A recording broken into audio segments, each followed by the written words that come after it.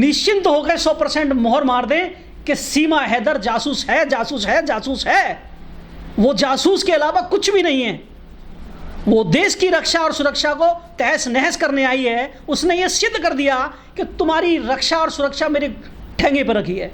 आपको इस घटना पर खुश होने की आवश्यकता नहीं, आपको चिंता करने की जरूरत है कि भारत इतना असुरक्षित देश हो गया है कि उसकी सरहदें कोई भी मुंह उठाकर पार कर लेगा। विषय ये है कि भारत में एक औरत जो अपने आप को गृहिणी बता रही है, जो घर से बाहर नहीं निकलती थी, जो पर्दे में रहती थी, उसने बॉर्डर, इंटरनेशनल बॉर्डर पार कर दिया। ये बड़ा विषय है। जिस तरीके से हमारे देश के जो जनरल अटॉर्नी है डोवाल साहब, वो पाकिस्तान रहकर आए, वो जासूस ही थे, वहां पर उन्होंने बहुत लंबा समय गुजारा। तो क्या सीमा हैदर इस तरीके से नहीं गुजार सकती यहां पर? ये भी तो इसी तरीके से आई होगी भारत के अंदर। अजीत डोभाल जी जैसे लोग वहां पर जासूसी कर सकते हैं पाकिस्तान में इतने लंबे समय तक, तो क्या सीमा हैदर उस खेल का एक हिस्सा नहीं हो सकती? ना तो इससे सनातन की विजय है और ना ही सीमा हैदर भाभी बनकर आई हैं। सीमा हैदर एक पाकिस्तानी जासूस हैं और वो एक एजेंट हैं और एक प्री प्लान है वो। मैंने कहा हमें एक सीमा हैदर के बारे में जानकारी है। भारत के अंदर हो सकता है कि लाखों सीमाएं आ गई हों और ना जाने कितने हैदर भारत के अंदर घूम रहे हों, सलीम घूम रहे हों और ना जाने कितने लोग घूम रहे हों। अपने हिंदू राष्ट्र को अपने पास रखिए ना। बात हिंदू राष्ट्र की नहीं है, बात मेरे देश की सुरक्षा की है। मैं हिंदू राष्ट्र बनाऊं या बौद्ध राष्ट्र बनाऊं या कोई और राष्ट्र बना लूं, लेकिन मेरा राष्ट्र सुरक्षित तो रहना चाहिए। आप बनाते रहना किसी भी राष्ट्र को, लेकिन पहले उस राष्ट्र को सुरक्षित तो कर लीजिए। नेपाल नरम रुख अपनाए, हमें नेपाल से कोई गिला शिकवा नहीं। क्या नेपाल से हर व्यक्ति आने वाला जब भारत में एंट्री करता है तो वहाँ पर भारत की जो व्यवस्थाएं हैं, भारत की जो एजेंसियां हैं, जो सिक्योरिटी एजेंसियां हैं, वो क्या कर रही हैं? सो रही हैं क्या? या मोदी जी ने उन्हें कह दिया है कि कोई भी आए यार आप आने दो? मैं आपको एक जानकारी से रूबरू कराता हूँ। 2001 में जब देश के ओजस्वी प्रधानमंत्री अटल बिहारी वाजपेयी थे, तो 2001 में 13 दिसंबर के आसपास, 13 या 15 दिसंबर के आसपास हथियारों से भरी गाड़ी भारत के पार्लियामेंट तक रन कर गई थी, जिसमें दिल्ली पुलिस के जवानों सहित संसद भवन के गार्डों को लगाकर कुल 9 लोगों की शहादत हुई थी। 9 लोग शहीद हुए थे और 15 लोग घायल हो गए थे। आखिर भारतीय जनता पार्टी के समय में ही ऐसी घटनाएं क्यों जन्म लेती हैं? ये विचारणीय मुद्दा है।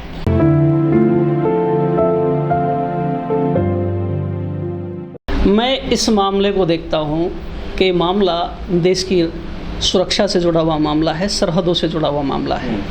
इस मामले को जिस तरीके से भारतीय मीडिया दिखा रही है, ये वैसा बिल्कुल भी नहीं है। हम एक सीमा के बारे में जानते हैं कि एक सीमा पबजी खेलते खेलते सचिन के घर तक आ गई, जो कि ग्रेटर नोएडा के रऊपुरा के बगल में बन रहा एक इंटरनेशनल एयरपोर्ट जिसकी नींव रखी जा चुकी है। उसने इसी जगह को क्यों चुना? इंटरनेशनल एयरपोर्ट के स्थान को ही क्यों चुना? ये विचार करने का विषय है। दूसरी बात, हमारे जो देश के प्रधानमंत्री हैं वो सीना पीट पीट कर ये कहते थे, बहनों और भाइयों, मैं देश नहीं बिकने दूंगा, मैं देश नहीं झुकने दूंगा। मैं देश के प्रधानमंत्री माननीय नरेंद्र मोदी जी से ये 2 सवाल करना चाहता हूँ। सरकार आपकी है, सुरक्षा एजेंसियां आपकी हैं, रक्षा मंत्री आपके हैं, सारी जिम्मेदारी आपके हाथ में है, तो ये सीमा हैदर जैसी एक महिला जो खुद को अनपढ़ बताती है, 5वीं पास बताती है, वो भारत में 4 बच्चों के साथ घुसपैठ कर जाती है, वो भी इज्जत से गाड़ी में बैठकर, देश की राजधानी से घूमती हुई ग्रेटर नोएडा एनसीआर में रहती है। इसका मतलब आपका ध्यान अमेरिका पे लगा हुआ है, ब्रिटेन में लगा हुआ है, पेरिस में लगा हुआ है, लेकिन भारत में प्रधानमंत्री जी का ध्यान नहीं है। मैं इस बात से बहुत ज़्यादा डर गया था कि एक सीमा हैदर 2 महीने से भारत के अंदर रह रही थी, ग्रेटर नोएडा में रह रही थी और किसी को कानो कान खबर नहीं। हमारी जो गुप्तचर एजेंसियां हैं, रॉ है, आईवी है, और भी कई सारी ऐसी संगठन हैं हमारे जो काम करते हैं। हमारी बीएसएफ क्या करती है बॉर्डर पर? हमारे रक्षा मंत्री जी सो रहे थे क्या? अगर ये सचिन और सीमा अगर वकील के पास बच्चों की आईडी बनवाने के नाम पर अगर नहीं जाते बुलंदशहर, तो किसी को पता ही नहीं चलता।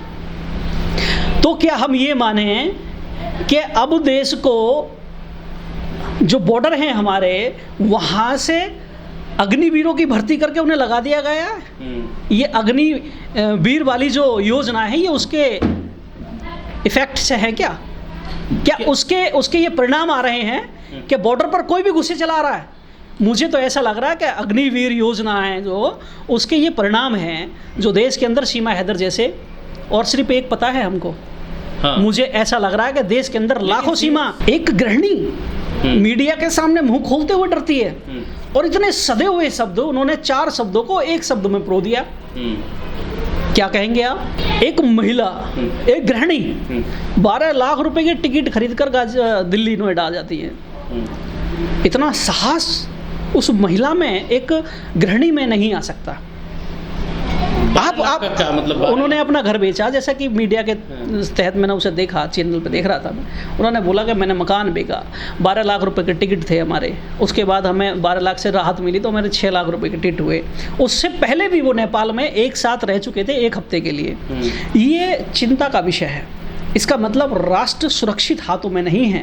अग्निवीर वाली जो योजना है, शायद ये उसके परिणाम हैं कि भारत के अंदर कोई भी मुंह उठाकर घुसा आ रहा है।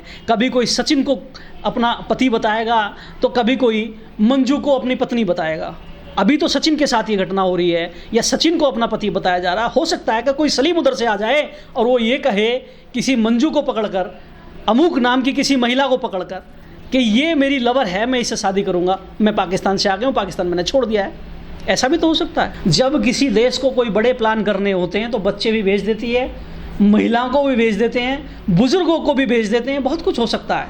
कुछ भी कहना संभव नहीं है इस मामले में। ये बहुत टिपिकल स्थिति है। ये देश की रक्षा सुरक्षा से जुड़ा हुआ मामला है। मैं कहता हूं ये मामला इतना गंभीर है कि देश के प्रधानमंत्री को इस्तीफा दे देना चाहिए। और मैं ये मांग करता हूं कि जब आप देश की बॉर्डरों की सुरक्षा नहीं कर सकते, रक्षा नहीं कर सकते, देश के प्रधानमंत्री जी, देश के रक्षा मंत्री जी, आपको चाहिए कि देश की जनता के मांगने से पहले आप अपनी स्वयं इच्छा से देश को अपना इस्तीफा सौंप दें और ये कहें कि मैं नाकाम प्रधानमंत्री हूं, मैं देश की रक्षा सुरक्षा नहीं कर सका और मैं अपना इस्तीफा देता हूं। लेकिन जिस तरह से मीडिया ट्रायल चल रहा है पूरा उस महिला का, क्या वहां आपको लगता है कि सुरक्षा एजेंसी काम कर रही होंगी? इस समय तो इंटरनेशनल खबर बनी हुई है सीमा हैदर। हमारे देश के जो चैनल हैं उन्हें जो खबर चलानी चाहिए उन्हें खबर को नहीं चला रहे हैं। वो सिर्फ संभावनाएं व्यक्त कर रहे हैं। अरे भाई साहब, सुरक्षा एजेंसियों को पता ही नहीं था कि सीमा हैदर पाकिस्तान से आ चुकी है। अगर सीमा और सचिन वकील के पास में बच्चों की आईडी बनवाने के लिए नहीं जाते तो इन्हें पता ही नहीं चलता। अगर वकील साहब पुलिस को अवगत नहीं कराते तो सुरक्षा एजेंसियां तो चैन से सो रही हैं भाई। इसके पीछे एक बहुत बड़ा षड्यंत्र है जो इंटरनेशनल हो सकता है, पाकिस्तान के साथ साथ इंटरनेशनल हो सकता है। इसमें चाइना भी शामिल हो सकता है कि जो हमारे दुश्मन कंट्रियां हैं वो इसमें सारी शामिल हो सकती है। आपको लगता है कि एक व्यक्ति, एक महिला जो 27 वर्ष की है, जन्म से लेकर 27 वर्ष तक, जिसने कलमा पढ़ा हो, जिसने आयतों का ज्ञान हासिल किया हो और जिसका हिंदू परंपराओं से कोई लेना देना ना हो, वो एक साथ परिवर्तित हो जाएगी। उसे आज आयतें याद नहीं है कुरान की, आज उसे कलमा याद नहीं है, वो कह रही है मैं भूल गई। संभव है? मैं आपसे पूछता हूँ क्या ये संभव है? मुझे तो नहीं लगता। क्योंकि 2024 के आम चुनाव में इसका यूज किया जाएगा। सीमा हैदर का कोई घटना हो सकती है बड़ी देश में। 19 में भी तो ऐसी घटना हुई। क्या आप 19 की घटना, जो हमारे 43-44 जवान जो शहीद हुए थे, कि आपने उसे 19 के चुनावों में नहीं देखा? उस घटना पर ही पूरा चुनाव हो गया था। देश के प्रधानमंत्री बोल रहे हैं कि मैं देश की सुरक्षा के लिए तुमसे एक वोट मांगता हूं। कहां गई वो? हनी ट्रैप है क्या? कहां गया वो नरेंद्र मोदी जी का वादा? मैं एक फिल्म का एक छोटा सा सीन देख रहा था, उसमें 2 राजाएं होते हैं, बहुत पुरानी फिल्म है। तो दोनों राजाओं में आपस में काफ़ी फूट होती है। तो समाज में विद्रोह ना हो जाए, उनके राज्य में विद्रोह ना हो जाए, इसके लिए दोनों राजा संधि कर लेते हैं कि भाई एक काम करो, अब वो शासन का बदलने का समय आ रहा है, इसलिए आप मेरे ऊपर आक्रमण कर दो और मैं आपके ऊपर आक्रमण कर देता हूँ। इसलिए जनता का ध्यान दोनों राज्यों के आक्रमण पर बट जाएगा और हम राजा अथाह स्थिति में बने रहेंगे। आप समझ रहे हैं, ये एक साजिश है, ये देश के 24 के चुनाव को भी प्रभावित करने वाली साजिश है और ये देश की रक्षा और सुरक्षा से जुड़ा हुआ मुद्दा है।